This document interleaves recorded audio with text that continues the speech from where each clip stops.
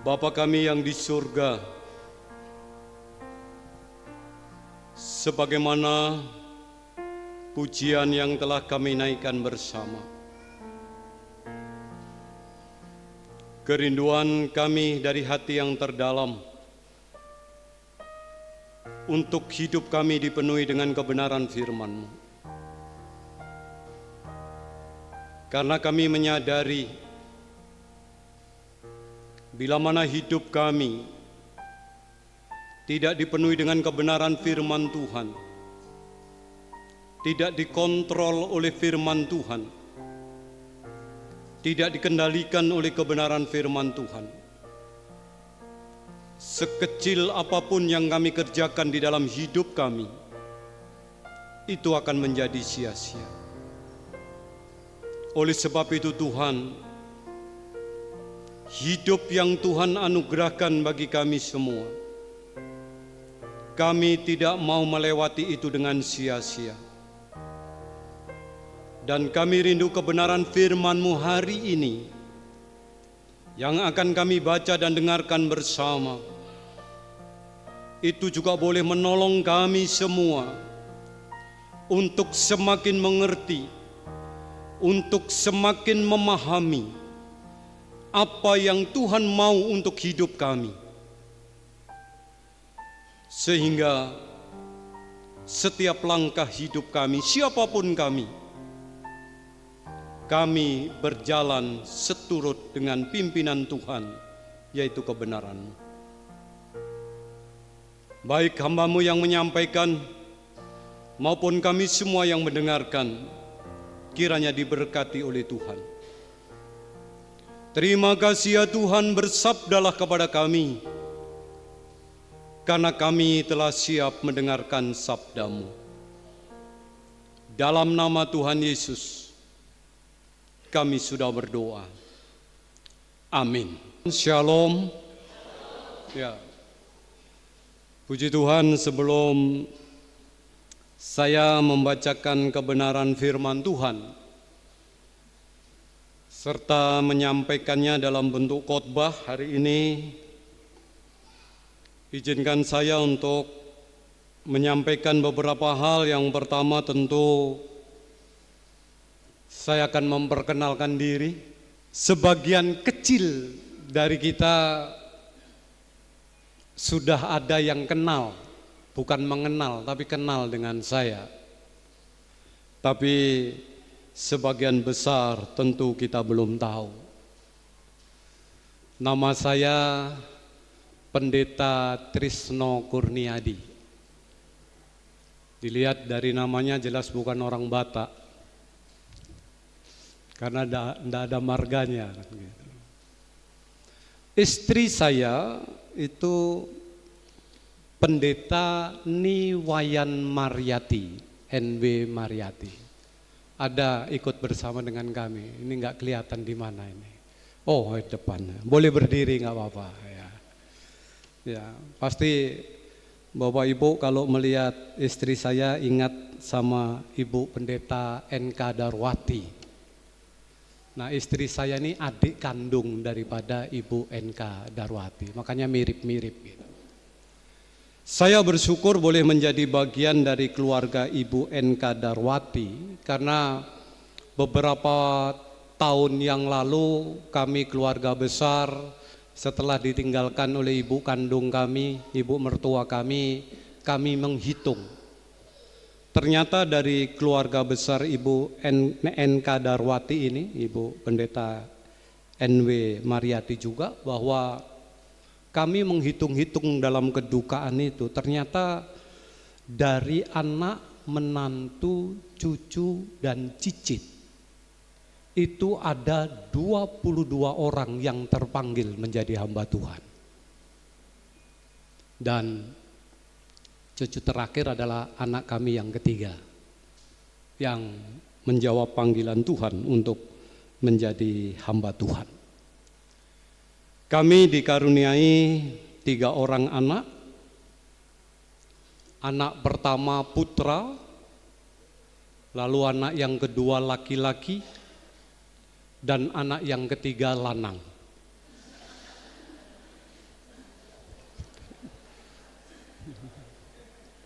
Lalu 2 menantu, semuanya perempuan menantu.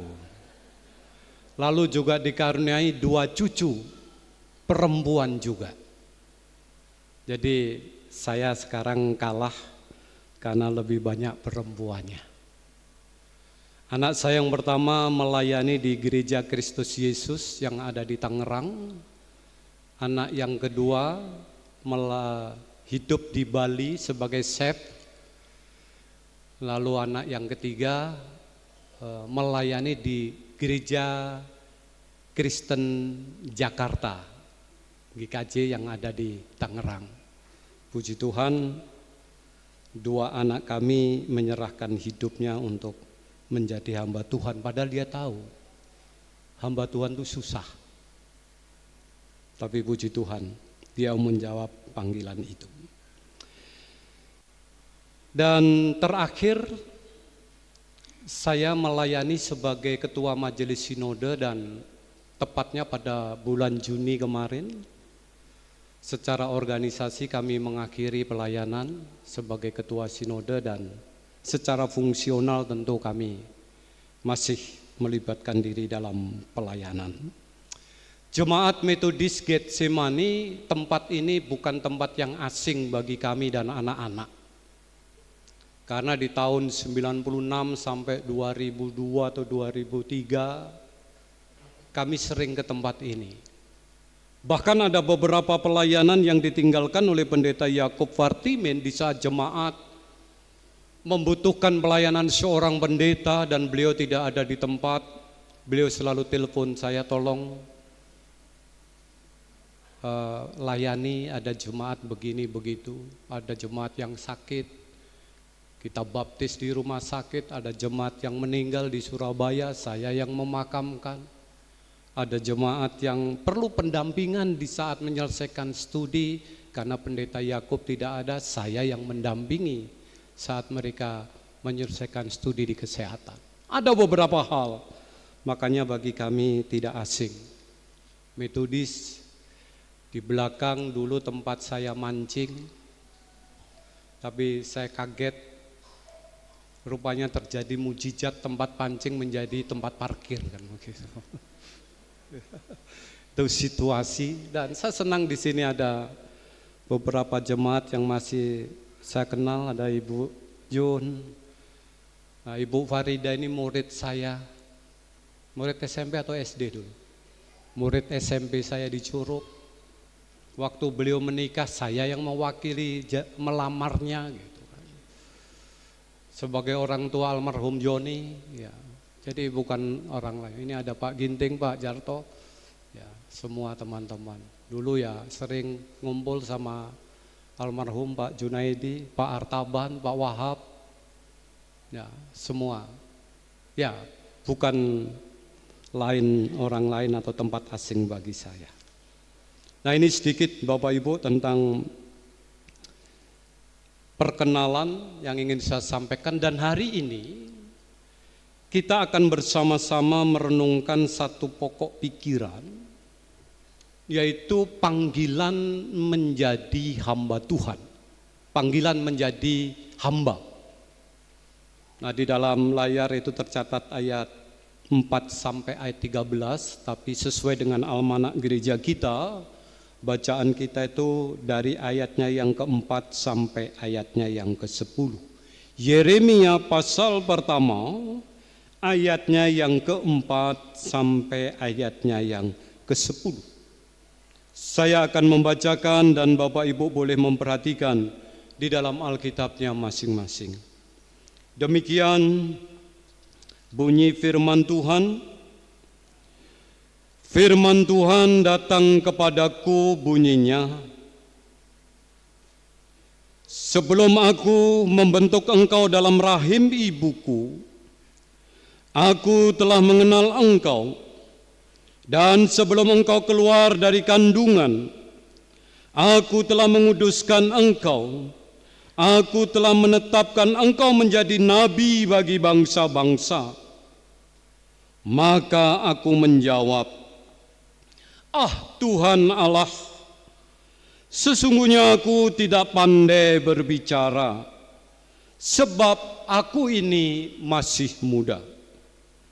Tetapi Tuhan berfirman kepadaku, janganlah katakan aku ini masih muda, tetapi kepada siapapun engkau kuutus, haruslah engkau pergi, dan apapun yang kuperintahkan kepadamu, haruslah kau sampaikan. Janganlah takut kepada mereka, sebab aku menyertai engkau untuk melepaskan engkau. Demikianlah firman Tuhan. Lalu Tuhan mengulurkan tangannya dan menjamah mulutku. Tuhan berfirman kepadaku, sesungguhnya aku menaruh perkataan-perkataanku ke dalam mulutmu. Ketahuilah, pada hari ini aku mengangkat engkau atas bangsa-bangsa dan atas kerajaan-kerajaan, untuk mencabut dan merobohkan, untuk membinasakan dan meruntuhkan, untuk membangun dan menanam. Amin. Sampai demikian jauh firman Tuhan yang sudah kita baca. Yang berbahagia adalah kita yang membaca firman Tuhan serta melakukan di dalam kehidupan dari hari ke hari. Bapak Ibu jemaat yang dikasihi oleh Tuhan Yesus Kristus, dalam penjelasan firman Tuhan ini saya ingin membaginya menjadi dua bagian. Yang pertama, saya akan menjelaskan terlebih dahulu latar belakang dari teks yang ada di dalam perikop ayat 4 sampai ayatnya yang ke-10 ini. Lalu yang kedua, dari teks itu saya mengajak kepada kita untuk mengambil satu pembelajaran yang menjadi di dalam kehidupan kita beriman kepada Tuhan Yesus Kristus. Yang pertama, next, mungkin slide-nya bisa lagi. Baik. Kita melihat latar belakang dari teks ini, bahwa pada saat Yeremia dipanggil oleh Tuhan untuk menjalankan tugas dan tanggung jawabnya, bahwa panggilan itu terjadi pada tahun 627 sampai 586 sebelum Masehi. Dan pada saat Yeremia memimpin bangsa Yehuda ini, betul-betul bahwa secara politik pada waktu itu bangsa Yehuda benar-benar berada dalam persimpangan politik, ada dalam kekacauan. Bahkan bangsa itu sedang diapit oleh kekuatan besar, yaitu bangsa Asyur, Babel, dan Mesir.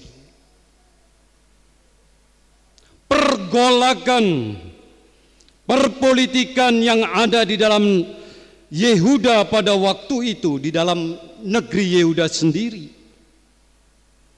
selain Yehuda pada waktu itu mengalami ancaman dalam kehidupan berbangsanya dari negara-negara luar,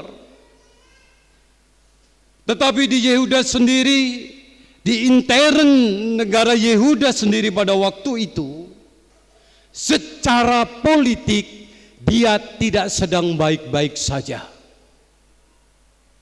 Karena apa? Terjadi pergantian kepemimpinan yang begitu cepat pada waktu itu. Setelah saya mencatat, setelah Yosia mati pada tahun 609 sebelum Masehi, lalu anak-anak Yosia ini naik takhta untuk memimpin bangsa itu. Yang pertama dicatat di dalam 2 Raja-Raja pasalnya yang ke-23 ayatnya yang ke-31 sampai ayatnya yang ke-34. Di mana Yoahas setelah Yosia mati, dia naik untuk memimpin, dan kepemimpinannya tidak berjalan begitu lama. Dia hanya memimpin selama 3 bulan, lalu dia dibuang ke Mesir. Setelah Yoahas mati, dalam kepemimpinan yang begitu singkat, digantikan oleh Yoyakim untuk memimpin bangsa itu. Tetapi sejarah juga mencatat dalam Yeremia pasal 22 ayat yang ke-13 sampai ayat ke-19 bahwa pemerintahan pada saat Yoyakim memimpinnya itu juga tidak berjalan dengan baik. Karena dikatakan perjalanan pemerintahannya itu penuh dengan ketidakadilan dan penuh dengan penindasan. Akhirnya Yoyakim turun takhta dan digantikan oleh Yoyakim. Jadi setelah Yoyakim diganti dengan Yoyakin. Dan sejarah mencatat dia memimpin juga hanya selama 3 bulan. Jadi terjadi ketidakstabilan politik. Terjadinya ketidakstabilan politik ini juga mempengaruhi di dalam kehidupan orang Yehuda pada waktu itu.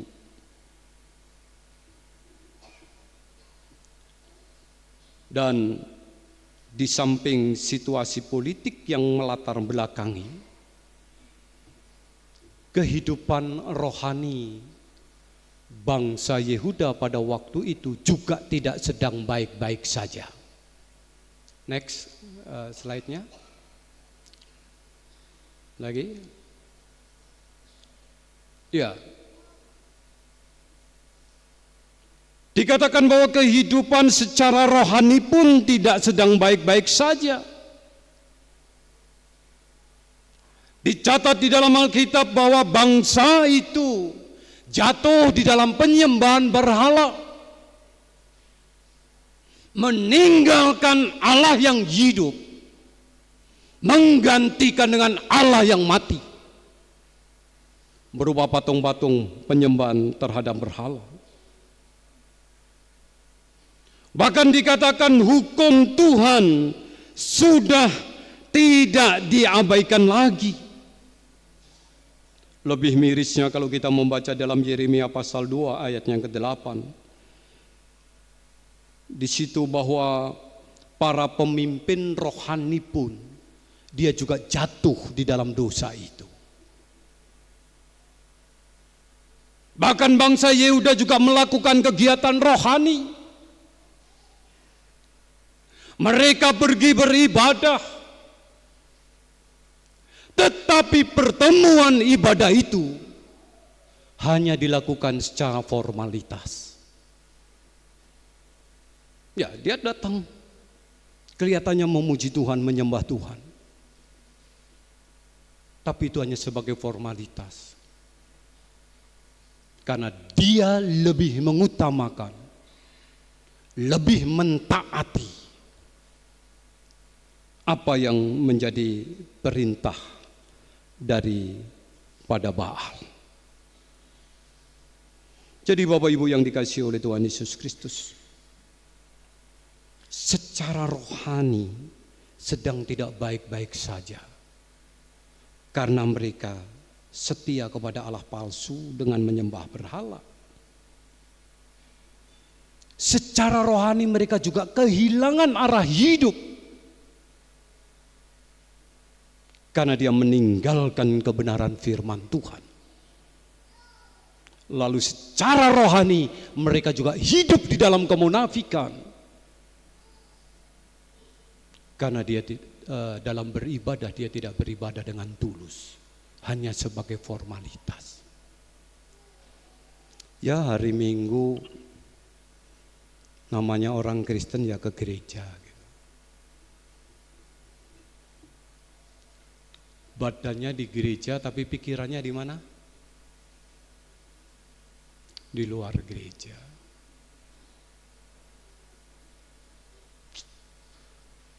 Badan dan tubuhnya di gereja nih, gimana? Sebentar lagi di rumah ada arisan ini. Lah mikirlah punguan itu.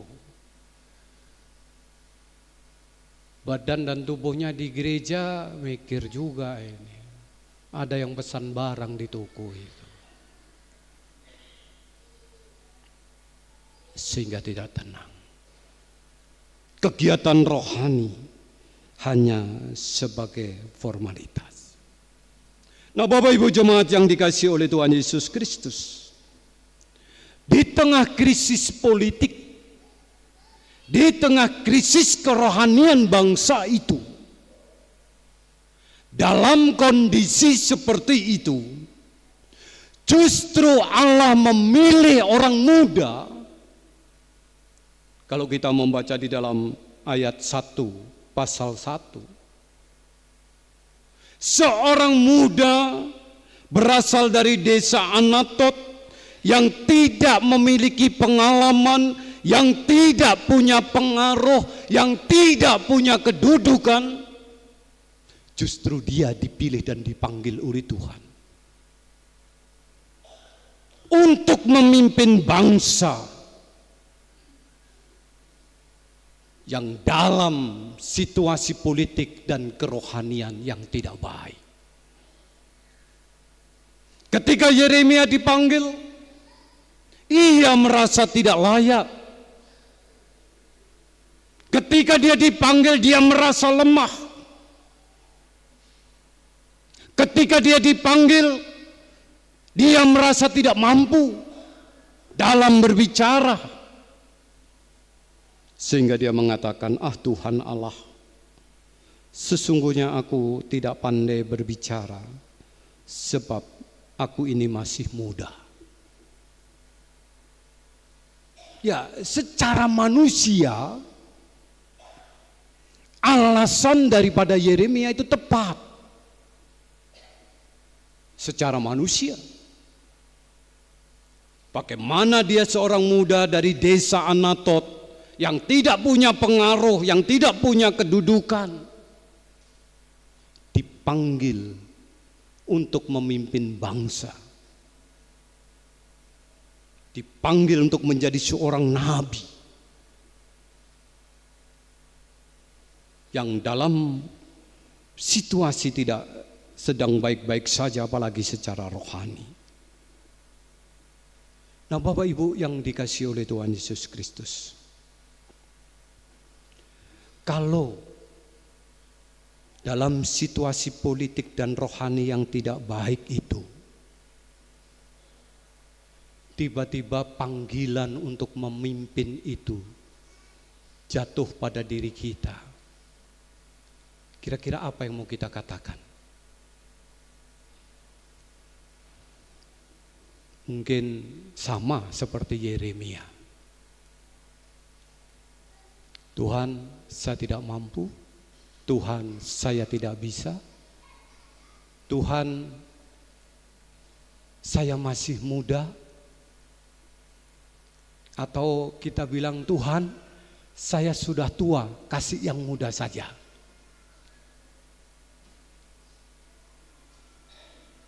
Yang muda merasa tidak mampu, yang tua merasa sudah tua, kasih yang muda saja. Lalu siapa yang akan dipakai oleh Tuhan? Seringkali gereja juga mengalami kebingungan, semoga tidak di sini.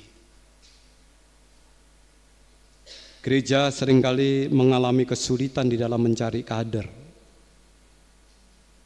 untuk dilibatkan di dalam pelayanan. Kita orang-orang muda tadi harus malu dengan para lansia.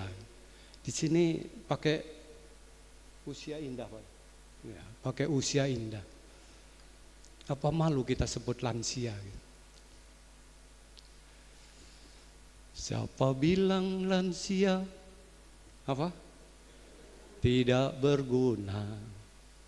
Bangun pagi sembahyang toh siapa? Cuma anak cucu saja yang didoakan, cicitnya tidak kan.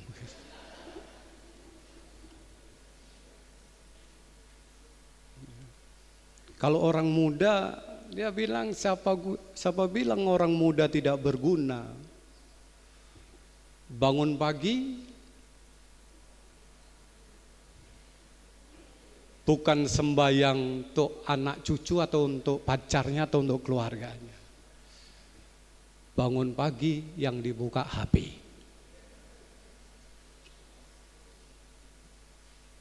Sulit kadang-kala di gereja kita mencari.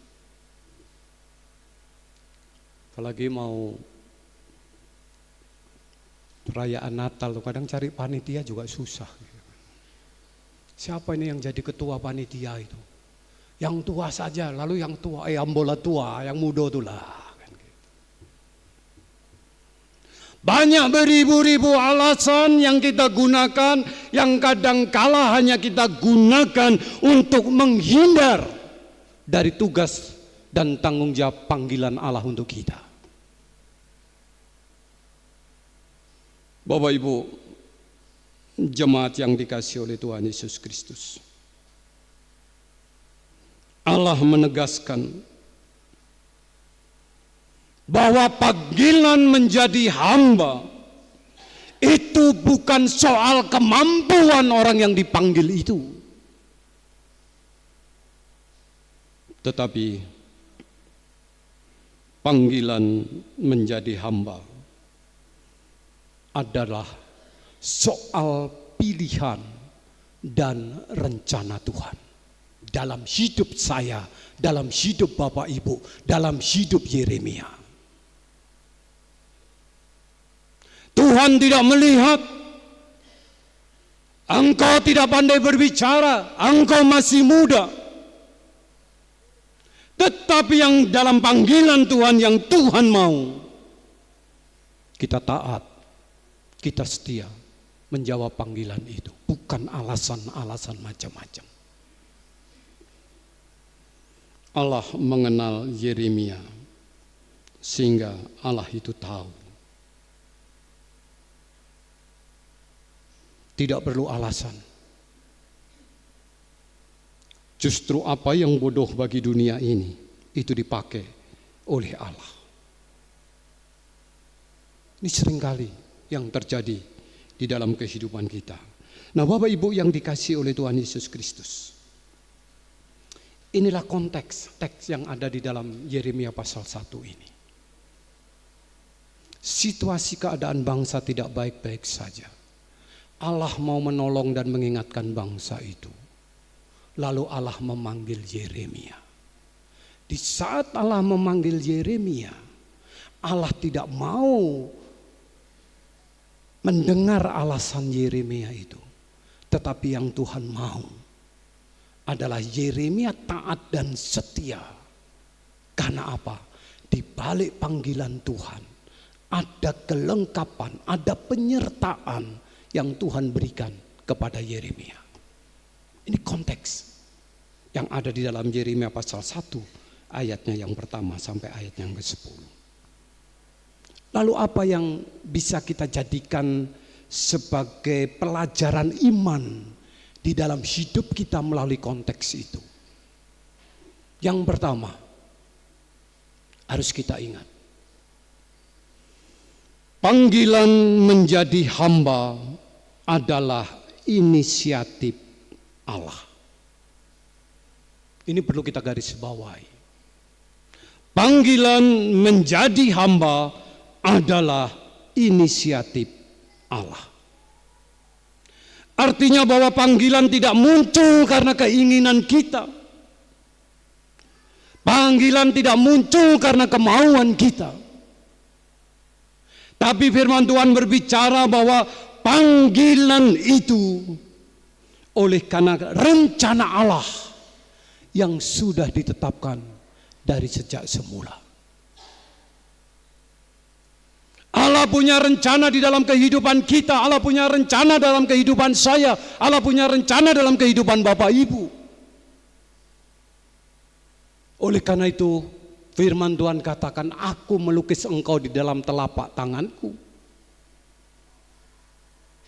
Sehingga apapun yang ada dalam kehidupan kita, betul-betul itu rencana Allah.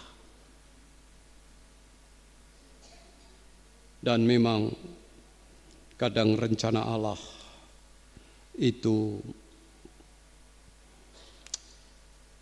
tidak terpikirkan di dalam kehidupan kita.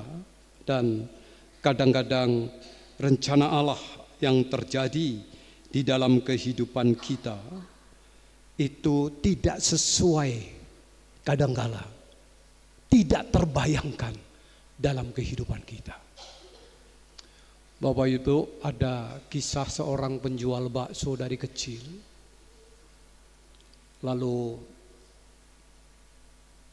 dia menjadi seorang hamba Tuhan. Seorang penjual bakso ini, nanti saja, jangan langsung, belakang dulu. Seorang penjual bakso ini hidup 11 bersaudara. Lalu orang tuanya hanya pegawai hotel, hidup dengan pas-pasan. Dengan keberadaan ekonomi yang sulit ini, maka anak-anaknya itu selalu disiapkan yang penting pendidikan dan tidak pernah neko-neko pendidikannya. Habis SD, SMP, habis SMP masuk sekolah kejuruan, SPG, lalu ke SEMEA, lalu ke STM, ke SGO gitu. Yang penting habis tamat SMA dia langsung bekerja. Dan seorang penjual bakso ini akhirnya dia dimasukkan ke sekolah SPG. Dari SD kelas 6 sampai sekolah pendidikan guru, dia selalu memanfaatkan waktu yang kosong untuk jual bakso, jual mainan, jual es, menjadi ojek payung kalau waktu hujan karena tinggal di daerah wisata. Ringkas cerita, setelah dia tamat SPG, lalu dia melamar menjadi seorang guru dan mendapatkan SK pengangkatan di Papua. Tapi pada waktu itu penjual bakso ini dia tidak pergi ke Papua, dia milih ke Sumatera. Lalu menjadi guru di Sumatera. Dan setelah menjadi guru di Sumatera selama 2 tahun, ada tim deputasi KKR dari salah satu sekolah teologi ya. Lalu penjual bakso itu mengambil seorang guru ini, karena statusnya udah jadi guru, dia mengambil keputusan untuk menjadi seorang hamba Tuhan.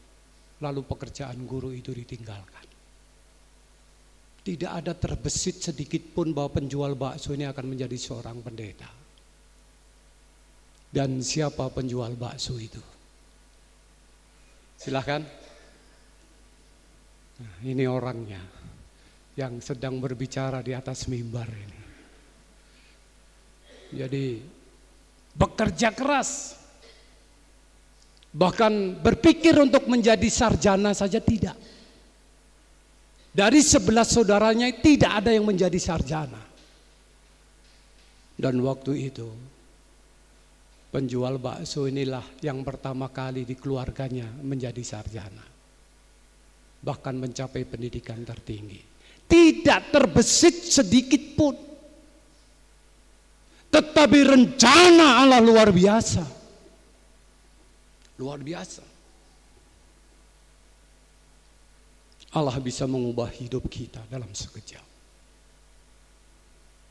Jadi panggilan itu adalah inisiatif Allah. Kehendak Allah untuk hidup kita. Yang kedua, pembelajaran yang kedua yang bisa kita lihat adalah, silakan.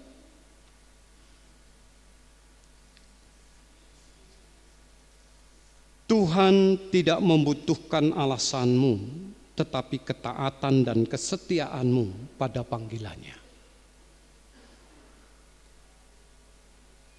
Siapapun kita, berapapun usia kita, apapun jabatan kita, apapun status kita,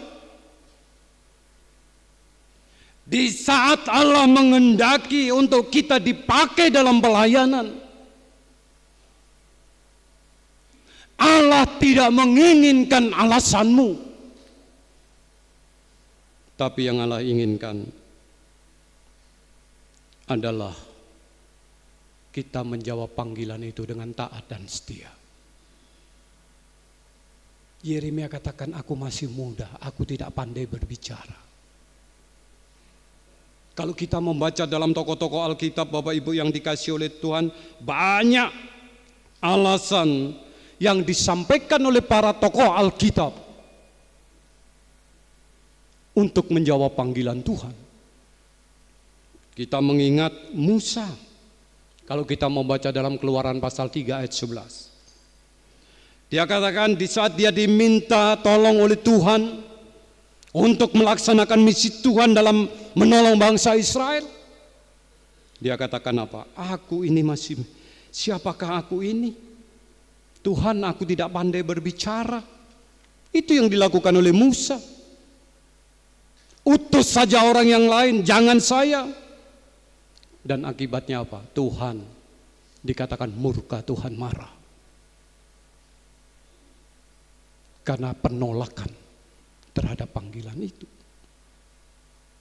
Kita ingat Yunus, di saat disuruh pergi ke Niniwe, malah dia pergi ke Tarsis. Setelah ditelan ikan, baru terjadi kesadaran. Nah, Bapak Ibu yang dikasihi oleh Tuhan Yesus Kristus, kita belajar satu prinsip penting.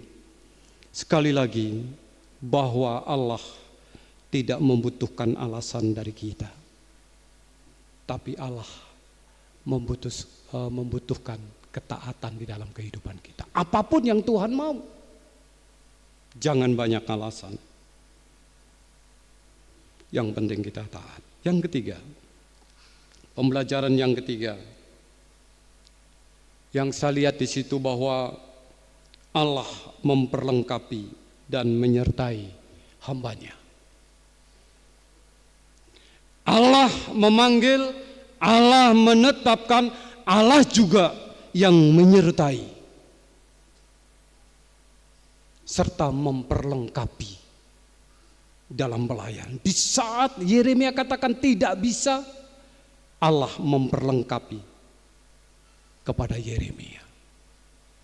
Bapak Ibu ingat dengan tokoh kita, tokoh gereja kita, siapa yang mendirikan Metodis? John Wesley. Tahun 1703 sampai 1791 dalam gerakan Metodis. Maaf Pak Pendeta kalau salah. Saya mencatat bahwa John Wesley adalah seorang pendeta Anglikan yang Tuhan pakai melahirkan gerakan Metodis, yang kemudian menjadi salah satu gerakan rohani terbesar dalam sejarah gereja. Pada tahun 1735 Wesley berlayar dari Inggris ke koloni Georgia yang ada di Amerika sebagai misionaris. Kita tahu di dalam cerita itu, dalam kisah itu, di tengah perjalanan kapal mereka menghadapi badai besar, sehingga banyak penumpang yang panik dan putus asa. Tapi di tengah-tengah badai besar itu, John Wesley terkesan melihat sekelompok orang Moravian yang tetap tenang berdoa dan memuji Tuhan di tengah badai. Sikap itulah yang menjadi pengalaman baik, menjadi titik balik bagi imannya. John Wesley sadar bahwa Allah bukan hanya mengutus, tetapi Allah juga berjalan bersama dengan dia, sehingga dia sampai di situ. Tokoh besar kita memberikan satu teladan, bahwa penyertaan Tuhan itu nyata dalam kehidupan orang yang dipanggilnya. Sehingga terkenal bahwa ungkapan dari John Wesley ini yang mengatakan homo unius libri, man of one book. Dia katakan, aku adalah seorang manusia dari satu buku, homo unius libri, yang dimaksudkan adalah Alkitab. Ia membaca banyak buku, tapi baginya Alkitab adalah otoritas tertinggi dalam segala hal iman dan hidup. Penyertaan itu dia rasakan, lalu dia memegang janji Tuhan itu melalui kebenaran Alkitab, kebenaran firman Tuhan yang ada di dalam hidupnya. Jangan takut, penyertaan Tuhan itu nyata. Yang ketiga, pelajaran yang ketiga yang bisa kita ambil dari kebenaran firman Tuhan ini adalah, yang keempat,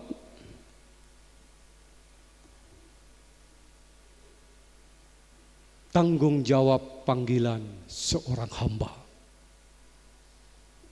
Kita dipanggil, kita punya tanggung jawab. Kalau dalam kebenaran firman Tuhan, secara khusus di dalam ayatnya yang ke-10, mencabut, merobohkan. Tapi satu sisi kita juga harus menanam. Bukan hanya merusak, tetapi kita juga membangun untuk menjadi lebih baik. Bapak Ibu jemaat yang dikasihi oleh Tuhan Yesus Kristus, inilah kebenaran yang bisa saya bagikan dari teks firman Tuhan ini.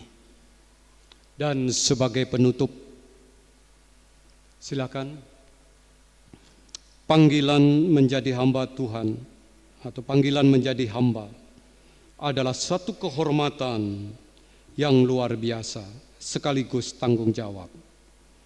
Yeremia dipanggil sejak dalam kandungan, diperhadapkan dengan keterbatasan, namun diperlengkapi oleh Allah yang tidak terbatas dan dijaga oleh janjinya. Saya tidak tahu apa panggilan Tuhan terhadap saudara-saudara semua, tapi yang Tuhan mau, kita menjadi orang-orang yang taat dan bukan banyak alasan untuk menolak panggilan pelayanan kita. Boleh saya tutup dengan pantun? Tapi tidak boleh dibilang asik kan, atau cakep ya, dengar saja. Jalan setapak menuju hutan, di tepi jalan bunga menawan. Panggilan Tuhan bukan kebetulan, Dia menyertai sampai tujuan.